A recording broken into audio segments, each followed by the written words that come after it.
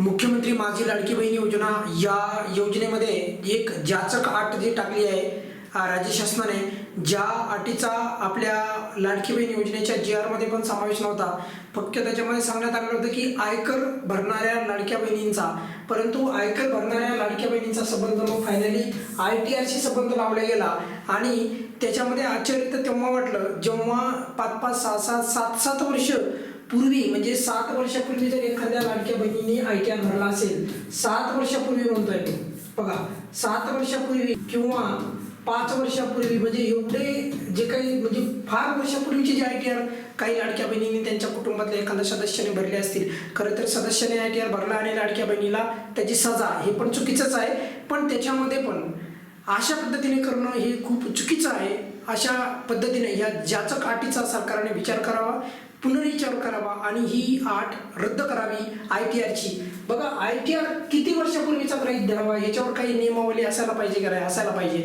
म्हणजे उदाहरणासाठी आपल्या याला वे फॉरवर्ड आहे आपल्याकडे, म्हणजे याच्यावर पर्याय व्यवस्था आहे आपल्याकडे. आणि ती पर्याय व्यवस्था मी सुचवत आहे बऱ्याचशा दिवसापासून की तुम्ही चालू वर्षातलाच ITR गृहीत धरा. चालू वर्षातीलच, म्हणजे समजा आता सध्याचा जो ITR, आता सध्या ITR भरणं चालू आहे, जर त्या लाडक्या बहिणीने त्याच्या कुटुंबामधल्या कोणत्याही सदस्याने, खरं तर त्या लाडक्या बहिणीनेच जर का भरला तरच गृहीत धरला पाहिजे, पण कोणत्याही सदस्याने जर ITR भरला चालू वर्षातला तरच लाभ बंद करा.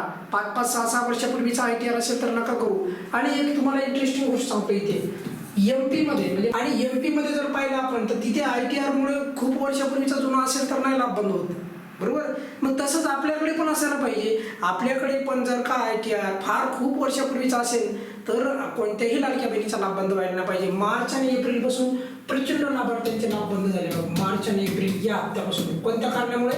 ITR मुळे. त्यामुळे शासनाला विनंती आहे, राज्याच्या महिला बालविकास मंत्री अदितीताई तटकरे यांना पण विनंती आहे की ITR जर लागू करायचं असेल, राज्याचे मुख्यमंत्री साहेब त्यांना पण विनंती आहे की जर ITRची अट जर टाकायची असेल तर मग चालू वर्षातला ITR का करीत नाही. आणि जर समजा करायचं नसेल तर मग KYC दरवर्षाला कशाला करता, फक्त लाभार्थ्यांची संख्या कमी करायला का. तर त्यामुळे त्याचा पुनर्विचार व्हावा आणि ITRची अट एक तर रद्द करा, नाही तर ITR चालू वर्षातला गृहीत धरावा, एवढी शासनाला या व्हिडिओच्या शेवटी आपण विनंती करीत आहोत. आणि नक्कीच यावर सकारात्मक मंत्रिमंडळाच्या येणाऱ्या बैठकीमध्ये किंवा शासनाला कधीतरी दयामया येईल की चुकीच्या पद्धतीने आपण लाभार्थ्यांचा लाभ बंद करत आहोत. त्यामुळे यावर विचार व्हावा आणि ही जाचक अट जी आहे तर ती मागे घ्यावी शासनाने, अशी विनंती आहे. या व्हिडिओमध्ये आपण इथेच थांबूयात. बघा काही अडचण असेल तर नेहमीप्रमाणे कमेंट्समध्ये विचारू शकता. धन्यवाद.